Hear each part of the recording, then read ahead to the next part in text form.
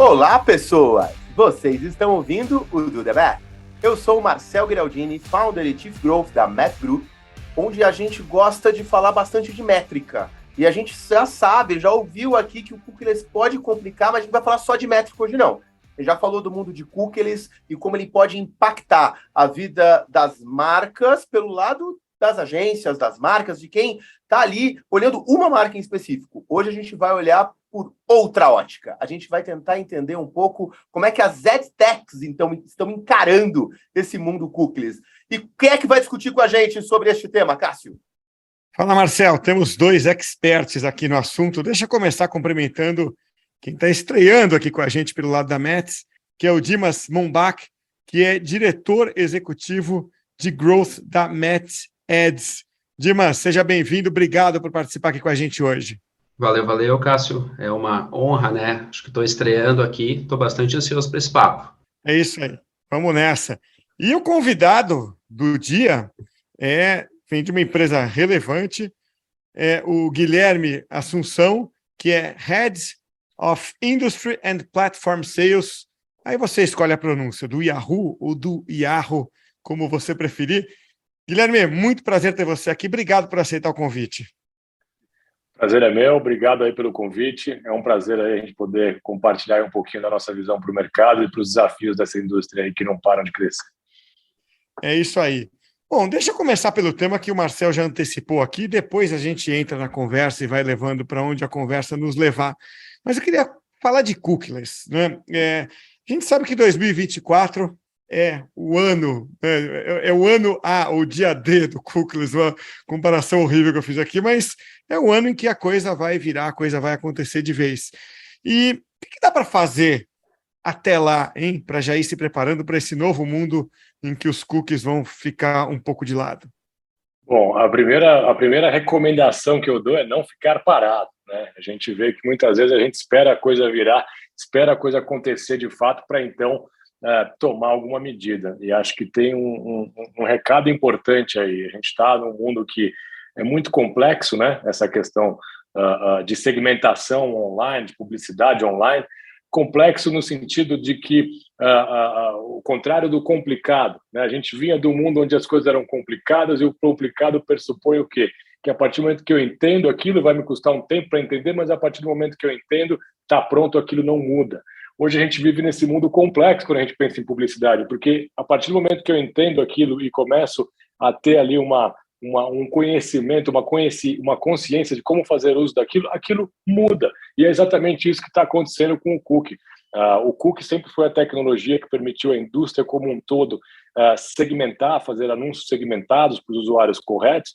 E a partir do momento que isso começou a virar moda, virou mainstream, todas as empresas fazendo uso, desde anunciantes, parceiros e etc., o que acontece? Ele vai deixar de existir. Então, essas são as belezas do mundo complexo que a gente vive hoje.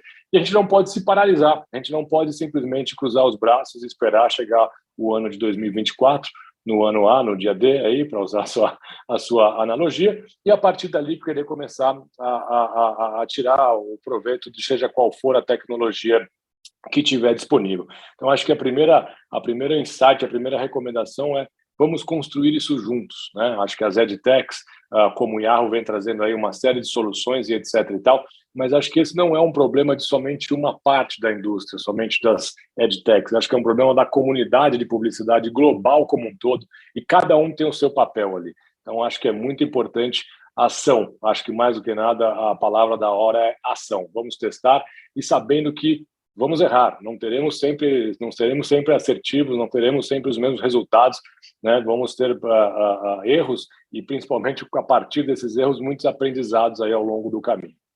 Tem uma máxima, né, que a gente, de vez em quando, procura a fórmula mágica, né? O pessoal adora procurar, então, assim, se A igual B, então já que não tem cookies, eu vou para o outro lado. Eu vou trazer uma pergunta que veio ontem da minha aula. Eu não vou dar nome, literalmente, porque eu não lembro quem perguntou. Mas a gente estava falando ali sobre criação de canais de mídia própria. E aí, na hora que eu estava falando, não, então, peraí, todo mundo de cookies, que a publicidade vai ser mais difícil, eu vou trabalhar só com inbound, só com canal próprio, só mídia orgânica, tá tudo certo, é isso? Se você quiser demorar pra caramba para ter resultado, sim, tá certo. Mas, assim, na hora que você começa uma ação, na hora que você precisa de alcance e frequência, a gente ainda usa TV. Então, vamos falar a verdade, eu preciso fazer um alto alcance, a TV ainda serve. Então, vai ser muito difícil você querer, literalmente, abrir mão de mídia paga.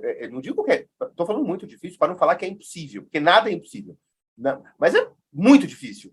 Então, ganhar velocidade para conseguir frequência, para conseguir alcance, sem mídia paga, não dá. Consolidar as duas coisas, dá. Óbvio que aí vai ficar mais interessante ainda trabalhar consolidado, porque o cookie, só para lembrar o pessoal, né, o cookie que não dá mais para atuar é o cookie de terceiros. Então, no momento que você está no teu site querendo fazer personalização de navegação, querendo trabalhar ali com o push que você vai mandar também no seu app, isso vai funcionar. O que não vai funcionar é aquela estratégia de faz um cookie pool, aí depois eu vejo o que eu faço. Isso morre. Né? Então, vou comprar uma audiência. Isso morre. Talvez não morra, mas vai mudar o jeito de acontecer. E eu estou só fazendo esse preâmbulo porque, por mais que a gente tenha outras formas de atingir o usuário, eu acho que é quase impossível a gente pensar em lançamentos, em estratégias de eu preciso fazer 4 lançamentos, 5 lançamentos ao longo do ano, sem trabalhar com mídia paga também. E assim, dito que eu falei para o Dimas que a função dele hoje aqui é encarnar o cliente, eu vou pensar, Dimas, olhando com olhos de quem está dentro das marcas, você acha possível falar, não, ó, eu não vou mais trabalhar lançamento, eu vou trabalhar só uma constante que eu consigo trabalhar com meus próprios canais. Você acha que isso, num horizonte de 5 anos, é possível? Olha, Marcelo, se tu conversa com alguns clientes aqui, eles sonham isso, né? Se eles forem dizer um sonho que eles têm é esse. Mas é muito difícil e é impossível, como tu falou, só nada é impossível. Os clientes, eles têm um anseio, assim, que é quando a gente está falando de qualquer ação que é para gerar alcance e frequência, eles se preocupam muito com qual relação isso vai ter de causa e efeito, com o que eles estão realmente observando ali, naquele resultado que eles estão buscando para a mídia paga. Então, acho que esse, se eu for trazer, assim, é um ponto crucial, que é qual é essa relação que tem. Então, pensar, vai morrer? Nunca. O cara não vai conseguir sobreviver simplesmente de mídia própria, usando só as ativações que ele consegue fazer para a base dele, usando os canais que ele tem, tá? Ele não consegue. Ele até consegue, mas isso não supre o tamanho, a ambição que ele tem, do que ele precisa crescer, do que o business dele precisa crescer, do share que ele precisa. Então, assim, ele até consegue, mas uma proporção muito pequena, assim, não vai conseguir chegar onde ele quer chegar usando só o que ele tem em casa aí. Vai ter que pagar, tá? Não adianta. Vai ter que abrir a mão ali, só que a inteligência, ele fica muito ansioso em saber, ok, como eu faço, o quanto eu faço, o que eu faço mais, o que eu faço menos. Daí entra algo que, um pouco antes da gente começar aqui, a gente está falando bem rapidamente que a gente não sabe. Vamos testar? Quem sabe a gente testa. Então, a gente tem que testar para entender realmente o que funciona, como funciona, e acho que o caminho é esse. Eu vou, acho que começar a abrir o nosso debate hoje aqui, do lado que eu quero levar, mas eu quero abrir já dando uma dica de livro hoje, até porque no último podcast eu não dei, então me senti mal. Então, vou abrir com isso. Essa conversa entre os modelos de mídia, se alguém falar, não, mas é que vai tudo para um lado, tudo para o outro, eu recomendo um maravilhoso livro do Nick Burchett, lá, o Painted, Owned e Earned, que fala da relação dos 3 livros, dos 3 tipos de mídia, e ao falar dessa relação, ele traz como o grande ponto de encontro a relevância da tua mensagem, a relevância daquilo que está chegando para o cliente, e principalmente o quanto cada uma delas tem uma função muito importante no teu mix, que é muito difícil sobreviver de uma só. Eu acho que, antes da gente pensar nessa bala de prata, eu acho que vale a pena muito esse conceito. Falando de relevância, Guilherme, você hoje está, né, com a função ali de olhar como a EdTech, como é que você pode fornecer uma plataforma que ajude as marcas a conseguir acessar o cliente. Já tem hoje solução cookieless no teu ponto. E deixa eu perguntar, essa solução, ela usa algum atributo dessa relevância que a gente traz, de como ser relevante para dentro da vida do consumidor? Sem dúvida nenhuma, acho que relevância é uma palavra que vai permear tudo que a gente vai falar aqui, né? Então, hoje o Yahoo oferece, sim, já temos hoje 2 opções, vamos dizer assim. de segmentação que não usam a tecnologia de cookie, tá? Algumas delas, uma delas está em beta ainda. Essencialmente estou falando aqui de Yahoo Connect ID e da Next Gen Audiences também, tá? São duas camadas de tecnologia que não levam em consideração cookies de terceiros aí. Algumas delas eu comentei estão em testes, a gente ainda está rodando numa versão beta, até porque existe uma questão de adequação às legislações vigentes, né, tanto de LGPD como de GDPR, mas já estão aí, já estão disponíveis. O Yahoo Connect ID, essencialmente, a gente usa para segmentar dentro das nossas próprias propriedades, né? Então o Yahoo hoje oferece uma série de propriedades como o Yahoo Mail, o Yahoo Finance, Yahoo Sports, o próprio Yahoo com BR, que é o nosso portal, que tem um acesso interessante, e o Yahoo Search também, né? A gente sabe que tem uma outra empresa que domina bastante esse mundo, mas o Yahoo Search tem também uma relevância e é uma fonte também de bons insights para a gente fazer essas segmentações, tá? E também tem o que eu comentei do Next Gen Audiences, que são soluções de segmentação que levam em consideração o contexto, né? Ou seja, o ambiente onde o usuário está navegando. E aí a relevância, voltando aqui para o teu ponto, é fundamental, né? Então, hoje o Yahoo tem aproximadamente mais de 900 milhões de usuários em todas as nossas plataformas globalmente. Então, isso permite com que a gente tenha o que a gente chama internamente de Identity Graph, e com isso a gente consegue fazer esses mapeamentos respeitando aí todas essas leis. E quando a gente vai para esse mundo de Next Gen, que é muito baseado no contexto, de audiência contextual, uma das coisas que eu mais escuto é, puxa, mas estamos voltando lá para a audiência contextual, que era algo que eu já fazia desde que nem tinha publicidade online.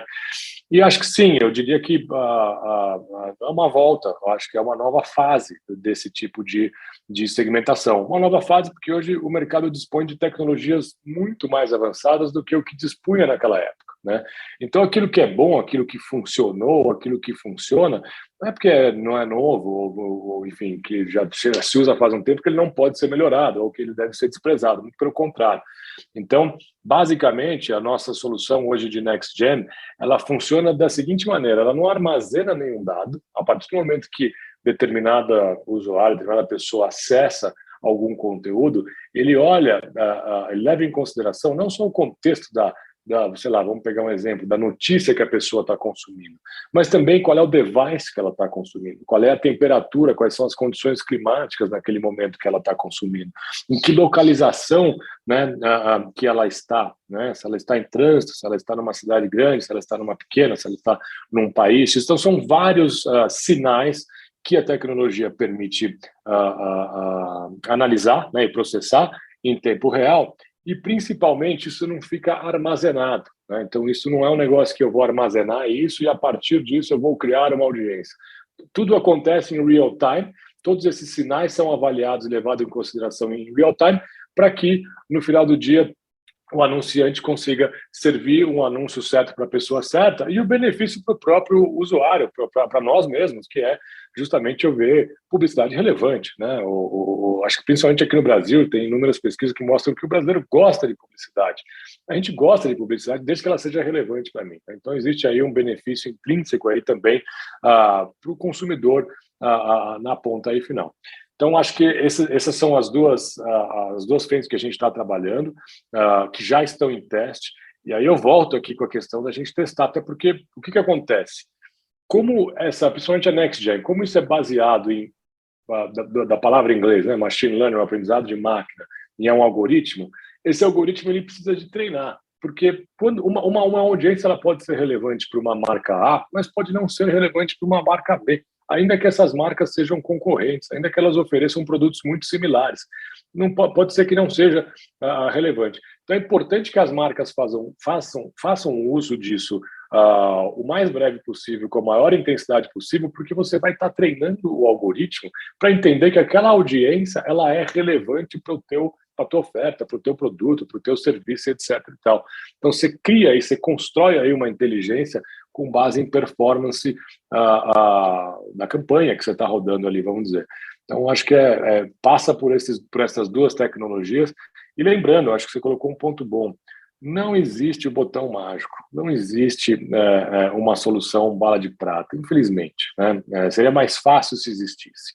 Concordo que seria mais fácil que existe, mas não existe. Então, realmente passa por bastante test and learn, que acho que são as duas palavrinhas aí do inglês, né? Testar e aprender são fundamentais aí nesse momento que a gente vive hoje em dia. Tem uma coisa importante quando você estava trazendo a tua visão, né? Que hoje a gente está falando do cookie, e aí o cookie eu tenho quase certeza, né? As pessoas acham que tem certeza. Não, aquele usuário certeza. Sim, ninguém usa a máquina de ninguém, o filho não usa o computador, o celular da mãe. Se acha que não usa, então vai olhar. Tem um estudo ótimo lá do Think with Google sobre o geração C de conectados, que ele faz o deparo dos usos Gente, como é que é o joguinho? Free Fire. Né? Tipo, você tem um monte de senhorinhas ali comentando Free Fire, né? Porque tá usando o celular que não é dele. Muito provavelmente, eu duvido que exista uma alta penetração de Free Fire entre mulheres de mais de 65 anos. Assim, é só olhar pelos cadastros de tipo do jogo. Então, existe uma coisa, principalmente no Brasil ali, de compartilhamento de devices, que a gente vai ter que aprender a lidar com isso. E a gente já está lidando no cookie, né? Então, a gente fez cocô ali, você tem quase certeza. O ponto é que a gente vai aumentar o nosso tamanho de incerteza. Mas a minha visão, e de novo, eu tô aqui hoje muito menos no papel de consultor, vamos dizer assim, muito mais no papel de quem está olhando com cabeça de cientista de dados, e eu estou reduzindo a minha veracidade, mas quando a gente tenta comparar, e eu acho sim, Guilherme, que, como tu falaste, deve acontecer isso das pessoas, ao olharem, não, peraí, contextual, então, peraí, tudo que a gente falava até um tempo atrás, que a gente não tinha que montar baseado 100% em público-alvo, a gente tinha que trazer as personas que eram as pessoas lá, que a gente já falou aqui algumas vezes no podcast, as pessoas lá do livro da Death Vela, que é aquilo que é o coletivo das dores, dos comportamentos, a gente vai abandonar? Não, a gente não vai abandonar. A gente está aumentando a incerteza. Mas hoje no digital, você não vai comprar igual você comprava antigamente, você comprava a revista, sei lá, Época. A revista Época ainda dá para comprar. Eu ia falar uma que já não existe mais. Mas a revista Manchete, então. Né, que tu comprava lá por inferência de público. Não. Agora tu tá conseguindo trazer aquilo que aquela EdTech vinculada àquele publisher conhece daquele usuário. O ponto que tu trouxe é, mas a partir do momento que você tem lá o mail, você tem o search, você tem o portal de notícias, você tem o portal de esporte. No caso de vocês, tem o Xbox. Ao conseguir linkar para um hard user né, das propriedades de vocês, o teu ID vai ter uma noção muito grande de quem é essa pessoa. Então, tu vai conseguir entregar com alta fidelidade.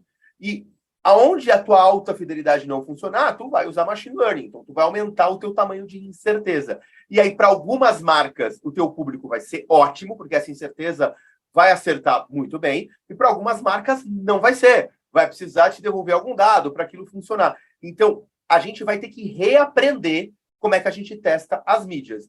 E como eu pedi para o Dimas aqui vir com a visão do cliente, Dimas, quando a gente fala em reaprender algo que a gente já estava achando complexo, qual é a pergunta que tu imagina que tu vai ouvir ali todo dia quando vier falar, olha, a gente vai ter que ir para o machine learning que agora não está aprendendo 100% com os teus dados, vai aprender com a mídia, depois a gente traz para cá e a gente vai ter que conseguir fazer essa organização no teu lado, quer dizer, vai aumentar uma camada de complexidade aí. O que tu acha que vão ser os temores do cliente para a gente tentar responder aqui? Gente, temores que a gente costuma ouvir. Primeiro que eu acho que o que o Marcelo tem uma palavra ali, que são as incertezas que a gente tem, é o que gera qualquer tipo de temor, tá? Então, a gente vai ter que desmistificar, assim, um pouco, gerar um pouquinho de confiança, assim, acho que trazer um pouco, até... Vou dizer assim, colocar um pouco o nosso na reta, acreditando um pouco naquele machine learning que a gente vai estar postando, acreditando um pouco nisso, para o cliente comprar a ideia.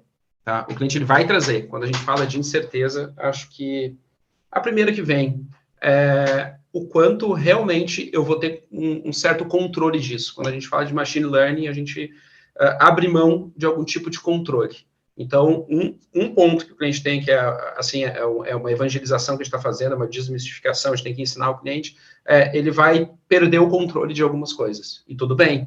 Só ele vai ter que ensinar a máquina de uma maneira muito, muito bem ensinado ali. Ele vai ter que entender que parte dessa incerteza vai vir, não imediato, vai vir ao longo do tempo.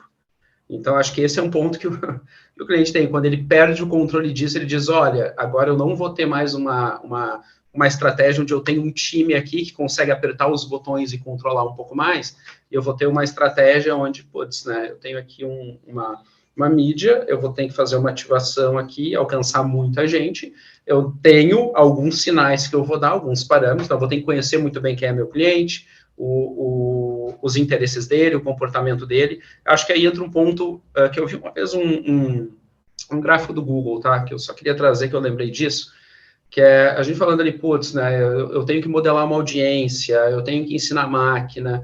Para tudo isso, a gente tem que definir qual estratégia que a gente vai seguir. Eu acho que o anseio do cliente é justamente isso. Quando ele vai ter que deixar de ser tático, ele vai ter que ter uma estratégia muito bem definida. Naquele gráfico, assim, onde a participação de alguém que apertava botão, que tinha que lá gerenciar uma campanha um pouco mais na mão, está saindo esse papel e está sendo muito mais agora gerenciamento de dados, mensuração, estratégia, principalmente, isso vai ter uma participação muito grande. Então, acho que o anseio do cliente é justamente esse, tá? O impacto que vai trazer, principalmente no curto prazo. Quando a gente fala de machine learning, não é só no curto prazo, a gente está falando de algo médio e longo prazo, para ele começar realmente a, talvez, entender o impacto que aquilo vai trazer, que aquela estratégia que ele vai seguir, aquilo que ele está fazendo que é diferente daquilo que ele fazia, ele vai ter que reaprender até como mensurar. A gente está lidando muito hoje com clientes que não sabem mais como mensurar da forma correta. Ele mensurava com base em alguns indicadores e tem que dizer para ele, cara, olha só, amassa um pouco isso que tu tem, começa a enxergar de uma forma um pouco diferente, tu não tem mais esse controle, aquele indicador naquela campanha específica que está agora bombada com machine learning, não é esse mais o indicador que vai olhar. Olha aqui no teu indicador, tua métrica-chave principal, vamos definir algumas aqui para tu começar a observar. Isso gera incerteza, que gera insegurança. Então, acho que esse é o principal anseio, assim, e eu vou afirmar algo aqui, tá? Às vezes o cliente não sabe nem do que ele tem medo direito ainda.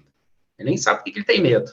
Ele simplesmente, quando a gente começa a mexer, ele tem medo de mexer, tá? Então, acho que esse é o principal medo dele. Tirar ele do quentinho, mudar aquilo que ele está acostumado a fazer. Eu acho que tem uma questão importante aí que a gente aprende desde que a gente é criança, cara, que medo é algo onde acaba paralisando a gente, né? A gente acaba, eu não vou ali, eu tenho medo daquele lugar, então eu evito aquilo. Eu tendo a usar o medo como algo, e durante, né, a nossa educação é sempre visto assim, putz, aquele é um lugar perigoso, não vá lá, né? Só para dar um exemplo. Quando, na verdade, o medo tem que ser algo que te desperta o quê? Cautela, né? Não é congelar. Eu vou entrar naquele lugar, eu vou adentrar aquele ambiente onde eu conheço muito pouco. Só que eu vou entrar com muito mais cautela, eu vou entrar com uma posição muito maior observadora do que já num lugar onde eu me sentiria mais à vontade. Então, eu vejo hoje muitas marcas de fato com medo, né? Concordo muito aí com o Dimas, né? Às vezes as pessoas têm medo e você começa a trabalhar e a pessoa nem sabe exatamente o porquê tem medo, né? Acho que às vezes é medo do desconhecido, ou medo do sei que nada sei, o que quer que seja, mas o medo ele tem que despertar esse espírito de você não ficar parado, mas fazer as coisas com mais cautela, entrar com mais cuidado, observando melhor e tirando o aprendizado para depois você sair dessa camada de medo e começar a usar outros sentimentos aí para te colocar para frente, como talvez a raiva, né? Para fazer você mover com mais gana e ir para frente com mais força e com mais afinco e etc e tal. Então, acho que esse é um convite que eu faço para toda a comunidade de marketing aí. Não vamos ficar parados, vamos entrar com mais cautela, mas é importante não ficar parado, é importante dar esse primeiro passo aí, que alguns livros tratam muitas vezes aí como o leap of faith, né? Tem um momento da vida que a gente tem que dar um pouquinho de passo, mesmo não sabendo exatamente aonde que vai estar ali o próximo degrau que a gente vai precisar. Adorei a parte do medo aí, me fez lembrar o Amir Klink. Acho que eu estou ficando velho de falar do Amir Klink aqui, né? Eu li os livros dele assim que saíram naquela época, porque ele falava exatamente isso do medo, né? O Amir Klink, para quem não sabe, é o cara que uma vez pegou um barco a remo e veio da África para o Brasil, primeiro a conseguir atravessar o Atlântico de remo. Depois pegou um veleiro, ficou na Antártida, congelado lá por mais de um ano, foi até quase o Polo Norte, depois, enfim. E ele falava exatamente isso, Guilherme. O medo nos põe limite, né? Mas não pode travar. Agora, deixa eu voltar num ponto que você trouxe agora há pouco, falando um pouquinho dessa mudança né, de perspectiva, mudança, diria até de lado aí que vocês estão passando, né, saindo de um ambiente, né, de total controle para um ambiente de mais incerteza, né, de mais até vulnerabilidade, talvez. Como é que vocês estão encarando isso como gestores do Yahoo? Bom ponto, uma ótima pergunta, porque acho que a gente também tem um papel muito importante nisso. Acho que isso a gente entra até numa questão de a mudança da liderança, né? A liderança e dos cargos de gestão aí. A primeira é ter a consciência de que, cara, ninguém sabe de tudo, né? Antigamente você tinha lá o CEO da empresa, o presidente, o cara era o grande recurso de informação, esse cara sabe de tudo, né? Tem todas as respostas, está preparada para todas as situações, e era assim que era visto as pessoas na mais alta hierarquia dentro das organizações, dentro das corporações. Isso não funciona mais, até porque isso não é verdade. E a pessoa que estiver lá, ela não vai aguentar fazer mais esse papel de ser uma pessoa que sabe tudo, porque é impossível saber de tudo, né? Então, isso não é sustentável nem para as pessoas que precisam do thought leadership, que é algo que se fala bastante, e tampouco para a pessoa que está na posição ali de liderança. Então, você colocou uma palavra-chave que é fundamental, que é a questão da vulnerabilidade. Nós somos seres que somos vulneráveis. Ninguém está isento disso. Então, se colocar vulnerável, eu acho que é a chave para criar a empatia com as pessoas. Obviamente que a troca de informações, tem gente que tem mais experiência no assunto, é mais versado em outro, etc. e tal. E aí, quando a gente vem para esse mundo complexo de tecnologia, onde as coisas mudam muito rápido, as tecnologias são rompidas de maneira muito fácil, eu acho que, pelo menos como eu tenho me colocado, é despertar cada vez mais o senso de curiosidade, né? Então, eu procuro ser um líder curioso, né? E acho que a gestão do Yahoo, de uma maneira geral, também vai para esse caminho. Curioso no sentido que hoje em dia se fala um termo bonito para isso, que é o lifelong learning. Para mim, isso é o curioso, né? A gente sempre foi curioso.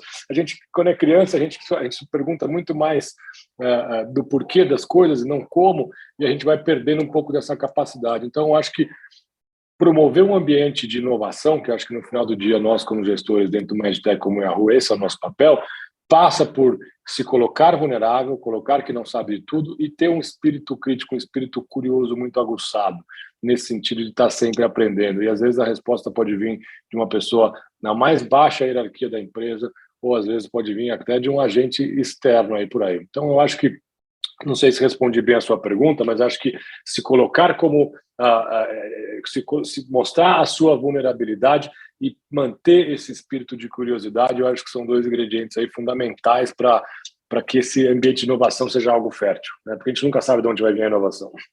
Eu vou fazer um mini jabá, porque, assim, adorei isso e colocar... Nós, na MEF, a gente tem curiosidade como um dos elementos de marca, estratégico para a gente.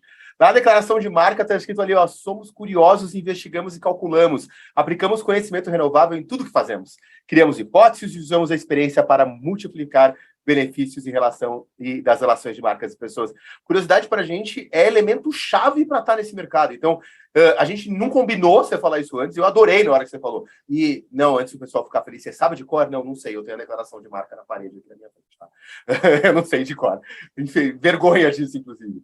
Mas já que eu sou curioso, né, né, obrigação de marca, vamos dizer assim, você trouxe um dado em off. E, assim, como você trouxe em off, logo antes, eu acho que eu posso fazer o Marcos, o dado. Eu não sei de quem ele é, então eu vou só colocar o Marcos, eu fiquei bastante curioso com ele e queria ver a tua visão sobre este impacto e a visão do Dimas também sobre esse dado, inclusive. Você falou ali, quando você estava explicando para a gente que era o Next Gen, trouxe, olha, hoje a gente está falando que 20% dos bid requests, quer dizer, aquele pedido, o leilão de microsegundo para decidir que publicidade mostrar para quem, só 20% deles vem sem, ó, eu quero para esta pessoa, sem a identidade atrelada, né? Então, eu não estou fazendo ali um leilão de perfil, eu estou o leilão daquela pessoa. Então, 80% deles tem ali a identidade de com quem tu quer falar, ok? E é praticamente inverter a conta. Você disse que a visão para 2024 é que 75% venha sem identidade, quer dizer, eu olhe mais por perfil do que para a identidade. Quer dizer, eu estou comprando um perfil de forma anônima. Olha, eu não tenho como não... Primeiro, como você entende da mudança deste impacto na taxa de assertividade de entrega e o quanto, e perguntando para o outro lado, para o Dimas, que está no dia a dia na montagem de campanha, entendendo que a gente vai inverter essa pirâmide, olhando aí no brand performance, né, conseguir pegar ali quem eu preciso para transformar a performance lá embaixo, qual é o impacto na performance final de uma campanha digital? Eu só vou jogar o dado aqui e deixar vocês dois discutirem, porque eu fiquei curioso com qual é o impacto disso. É um desafio tremendo, né, cara? É um desafio tremendo, né? Então, só para a gente deixar claro, hoje são esses 20% que não são endereçáveis ou addressable, como chamam os americanos, ou seja, não tem nenhuma tecnologia ali que me permite segmentar, saber minimamente quem é aquela audiência. Isso, a realidade de hoje, ela é muito impactada pelas mudanças que houve em iOS, né? Que é aquela história que as pessoas já devem ter até notado. Quando você baixa lá o aplicativo, agora vem aquela pergunta lá, permitir que o app rastreie as suas informações para uso de publicidade, etc. e tal. E, cara, 85% das pessoas disseram não, eu não permito que esse aplicativo use use as minhas informações para me rastreie para servir publicidade. Como é que a gente faz, né? Então, e a estatística, o estudo que a gente tem aqui, que é um estudo interno da Yahoo, mostra exatamente isso, que em 2024 a grande maioria vai ser isso. Aí a resposta vai ser justamente essas tecnologias que não usem, como o NextGen e como o Yahoo Connected, que não use a tecnologia que permita o rastreamento. Tem uma questão sutil aí, né? Essas duas tecnologias que eu comentei, ela não faz o rastreamento, ela não fica te seguindo. Elas são montadas em tempo real e depois que acontece o bid request, ela simplesmente desaparece, né? Então, ela não é armazenada. Quando ela não é armazenada, ela automaticamente, intrinsecamente, ela não permite o quê? Que eu comercialize isso, que era o que estava acontecendo, né? Acho que o grande problema, um dos grandes problemas da falta de noção de privacidade por parte dos usuários, da falta de legislação, era o quê? Muitas vezes você entra lá num site A, e esse site já está comercializando a sua informação com N empresas, que você não faz a menor ideia, né? Então, esse é um dos problemas, né? Que essa questão do cookie trouxe. Porque você, hoje em dia, tem gente ganhando dinheiro com a tua informação, e não é só aquele lugar que eu fui. Não é que o cara usou lá o meu dado para ter uma experiência melhor na propriedade dele, etc. e tal. Ele estava vendendo isso para uma série de outras pessoas que eu não faço ideia quem são. E que, se possivelmente eu descobrir qual é a lista de pessoas que estavam comprando isso, eu muito provavelmente não concordaria com isso, porque pode ter ali informações, inclusive, conflitantes comigo, né? Então, a questão de não ser armazenado, ser tudo em tempo real, bloqueia esse tipo de atividade, vamos dizer assim, né? Então, quando a gente vai para um mundo onde a maioria dos bid requests vai vir sem essa identificação, soluções que têm essa característica tendem a ter uma performance melhor. A performance vai ser melhor? A performance vai ser melhor do que o que tinha hoje ou vai ser pior? Essa é uma pergunta que a gente vai ter que testar e aprender. Aí eu volto no ponto de não tem botão mágico, não tem bala de prata e não tem solução pronta. Muitas vezes o que... não sei se pode falar de marca aqui, mas vou falar. Muitas vezes o que vai funcionar para a Coca-Cola talvez não funcione para a Pepsi. Assim, só para dar exemplos de marcas que têm essencialmente o mesmo produto, concorrem diretamente, mas pode ser que não funcione, porque no final do dia cada marca e cada público tem a sua individualidade ali, vamos dizer assim, né? Então, acho que passa por aí. Hoje a gente tem essas duas tecnologias, mas eu diria que teste e aprendizado é fundamental nesse mundo aí. Guilherme, vou aproveitar esse gancho aí que tu trouxe sobre performance, impacto que tem performance, vai ser mais, vai ser menos. Já vou trazer o nosso dia a dia, tá? O que mais pega aqui pra gente é sentar com o cliente. A gente sabe que tem uma movimentação sendo feita, né, nas Big Techs aí, de embarcar todo tipo de recurso, né, ou de formato que usa machine learning. Eles estão... O Google, né, a gente vê essa movimentação que tem quando ele traz um monte de recurso e acaba desabilitando até em algumas contas, ele vai tirar o CPC manual para parar de ter o controle, vai deixar só o machine learning mandando o negócio, tá? Quando a gente tem esse tipo de movimentação, isso, puxando do que a gente falou antes, da insegurança que o cliente tem, falta de controle, é porque recursos, quando eles são novos, eles precisam desse aprendizado, precisam até de uma participação, não só dessa camada de tecnologia, mas também de estratégia. Um medo do cliente é o impacto que isso vai ter na performance, porque justamente ele não sabe Vai ser menos, vai ser mais, e se vai ser menos por quanto tempo, e se vai ser mais por quanto tempo vai ser, quando eu chego no meu equilíbrio. Então, essa previsibilidade está sendo, assim, ó, dá pesadelos na gente aqui, a gente não consegue, cara, eu sempre digo assim, deixa eu pegar minha bola de cristal aqui para ver se eu te ajudo com alguma coisa, se ela me diz alguma coisa, ela acaba não dizendo, tá? Mas o que eu acho que a pergunta que eu queria trazer aqui é incerto, tu já trouxe, olha, a gente não sabe se vai ser mais, se é menos, vai impactar, a gente sempre espera que seja positivo.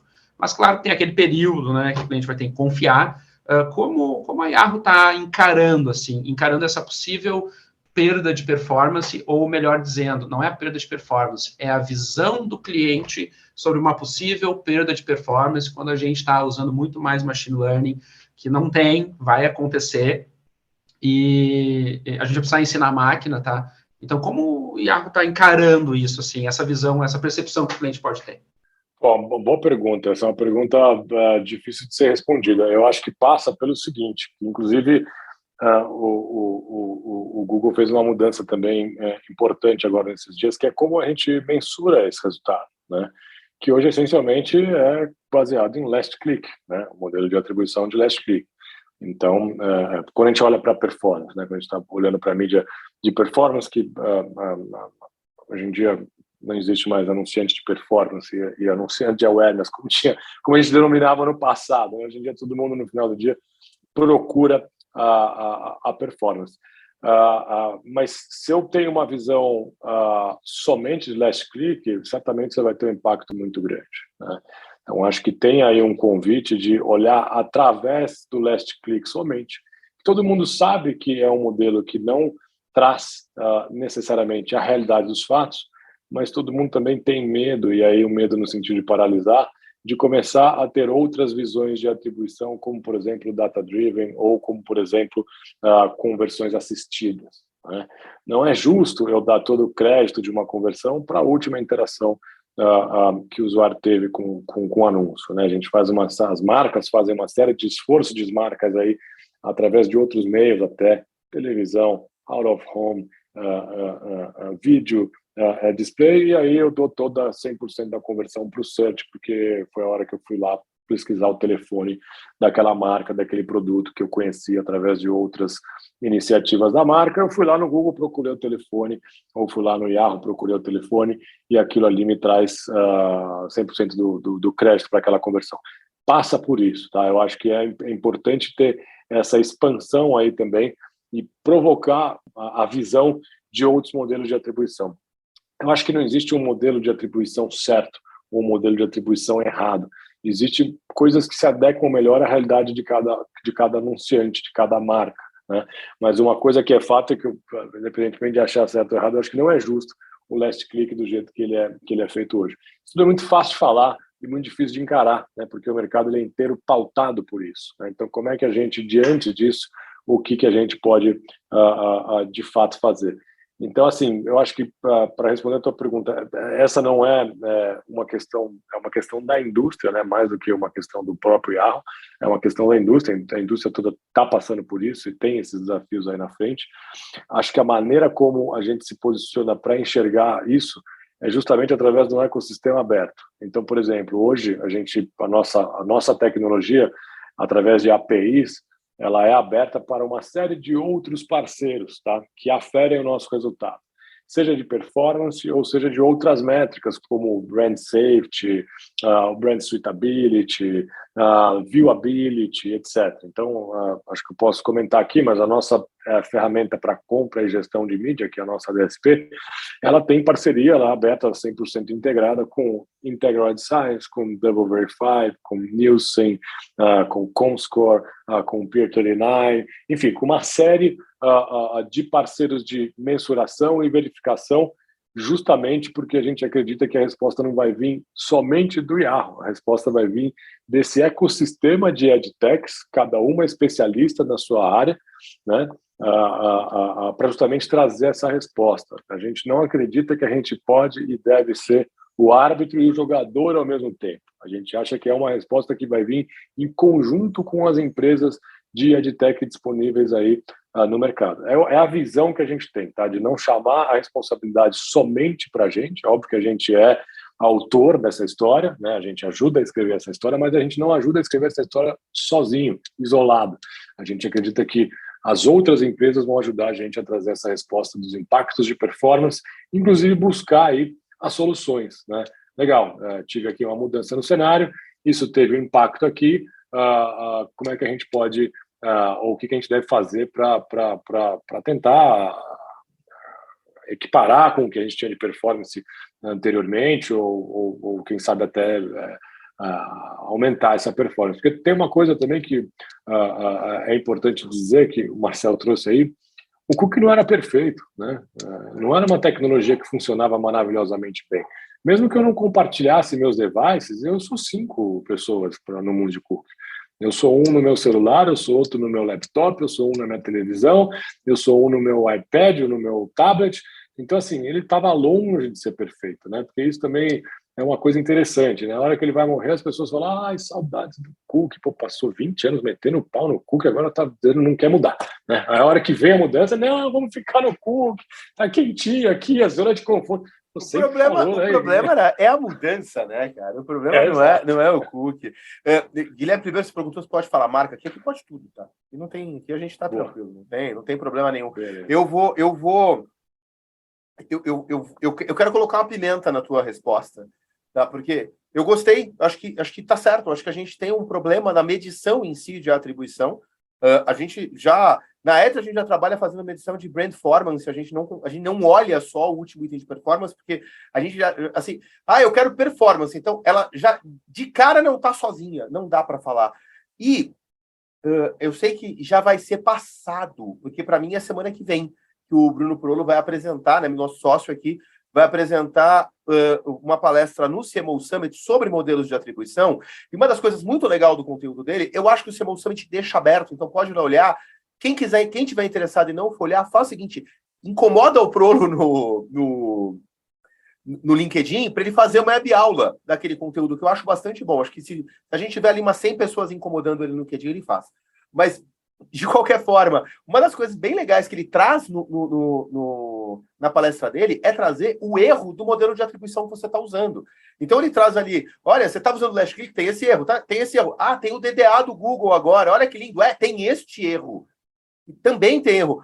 Então por quê? Porque vocês fazem modelo de atribuição por machine learning para a marca. É o que ele está falando. Mas quando ele fala isso, ele também fala, e vai ter este erro. Então a gente tem que estar acostumado, num mundo tão maluco como é o mundo digital hoje em dia, as minhas métricas, elas não são absolutas. Nunca. Elas já trazem dentro delas um pedaço de erro. A gente não está olhando isso de forma, sabe, eu tenho 3 pedras, aí eu coloquei uma 4ª pedra, agora eu tenho 4 pedras. Eu coloquei mais uma, deveria ser o jeito de eu falar essa alegoria. Mas não é algébrico esse mundo. Esse mundo é estatístico. E a estatística dentro dela já traz margem de erro. Então, a gente tem que começar a se habituar com isso, porque o cookie tinha erro, o próximo modelo vai ter erro. Quando ele ficar mais ou menos estável, a gente aprender, aí vai todo mundo começar a usar metaverso, que a gente vai medir de outro jeito. Aí vão começar a fazer compra direto pelo aquilo que já pode fazer hoje dentro de Smart TV, de você poder fazer compra. Não pegou, aí daqui 2 anos pega.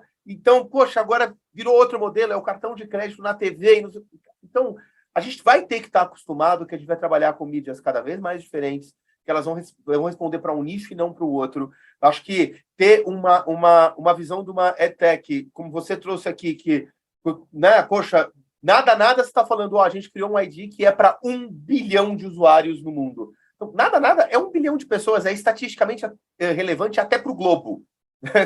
Se olha a população do mundo, os dados e as visões que vocês estão trazendo, ela é estatisticamente relevante. E vocês trazendo que, olha, a gente ainda não sabe, a gente vai testar, eu acho que não tem que dar paralisia para ninguém. Para mim, acho que se tem uma mensagem super importante que o pessoal tem que levar no final desse podcast, é que, gente, se o Yahoo ou o Yahoo, dependendo de como você quer falar, né, tá olhando e fala assim, eu não tenho certeza, mas eu vou colocar o pé na água e vou começar a testar, porque quando chegar 2024 já não é mais testar, já é acelerar, eu acho que é o maior convite que dá para ser feito para todo mundo, vamos testar um pouco, reduzir a nossa cookie dependência, trabalhar com outros modelos, com outras mídias, com outras formas de acesso, para quando chegar em 2024 e realmente isso for um problema total, dá para acelerar, porque você já sabe como funciona para a sua marca. Para mim, acho que esse é o modelo. E queria convidar, Guilherme, você a falar onde é que a gente fica sabendo, porque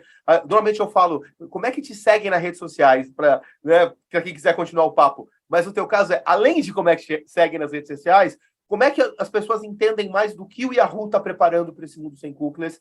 Desculpa, para esse mundo sem cookie, né, para esse mundo cookies, para ir olhando, vendo o que pode ou não testar, e como você mesmo já disse, não vai ser para todas as marcas, porque cada uma tem que encontrar seu caminho, mas mesmo assim, como é que as pessoas encontram o teu conteúdo e o conteúdo do Yahoo para ir se preparando?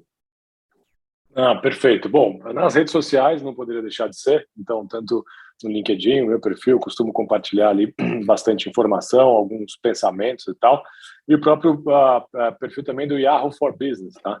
Porque a gente tem duas frentes dentro de Yahoo, né? E eu falo Yahoo porque eu convivo muito com os americanos, eles falam Yahoo, mas antes de trabalhar aqui eu falava Yahoo, né? Que é aquela história, né? Aqui no Brasil a gente fala Facebook, LinkedIn, aí você vai lá para fora, é Facebook, Yahoo, LinkedIn, então é só porque acaba virando um vício, tanto se ouvir as pessoas falando Yahoo, os dois jeitos estão certos, até Yahoo, acho que é mais brasileiro, é o que a gente deveria se forçar a falar. Existe uma diferença entre Yahoo Consumer, né, que são os produtos onde as pessoas usam, e o Yahoo for Business. Então, todo esse conteúdo a gente encontra nas redes sociais, essencialmente LinkedIn, e também no próprio Instagram, onde a gente coloca ali uma série de artigos e, enfim, conteúdos relevantes para isso. Além disso, existe também um pilar de educação muito forte que a gente traz para o mercado, que a gente acredita que é fundamental, né? A gente não pode ter o monopólio do conhecimento, né? Senão não serve para nada, né? O comportamento, o conhecimento, ele só tem valor quando ele é compartilhado, senão não funciona mais no mundo de hoje em dia, que é uma iniciativa que chama Connect Series, onde a gente promove uma série de discussões sobre determinados temas, tá? Esses são eventos que acontecem dentro do escritório do Yahoo, para uma lista de convidados, etc. e tal, e depois a gente replica também esses conteúdos nas nossas redes sociais, etc. e tal. Normalmente a gente traz pessoas externas para trazer a visão deles também sobre determinado assunto. O último que a gente teve foi sobre Creative Commerce, né? Então, como a tecnologia está impactando as diferentes formas de comércio, né? E trouxemos pessoas de fora para falar, um painel e também uma curadoria ali de alguns festivais. Isso acontece no Yahoo e depois a gente replica isso nas nossas redes sociais como um todo aí. Acho que esses são os principais pontos aí onde você vai encontrar conteúdo Yahoo for Business. Então, obrigado pela participação, Guilherme. Dimas, estreando aqui com a gente, o Dimas acho que podem seguir aonde, Dimas? LinkedIn também? Onde é que o pessoal te encontra? LinkedIn, Marcel, LinkedIn. Se estiver passando aqui, onde eu estou por Porto Alegre também, pode chegar, tomar um chimarrão, né? Fazer Estou sempre com a minha cuia, quer me reconhecer, eu estou por aí com a cuia térmica. Fizeram um meme já para mim aí disso aí. Mas, gente, LinkedIn, só seguir lá e MEF, né? MEF Ads, nosso perfil lá tem bastante conteúdo legal, tá? Tem bastante coisa lá. Então, Dimas, obrigado pela tua estreia. Espero você aqui mais vezes. Guilherme, a gente vai conversar mais por esse assunto. Acho que eu vou pedir para o pessoal te incomodar para te chamar para cá. Conforme a coisa for ganhando corpo, acho que vale a gente dar um refresh nesse bate-papo. Mas acho que, por enquanto, por hoje, acho que a gente fica por aqui. Muito obrigado a todo mundo e valeu!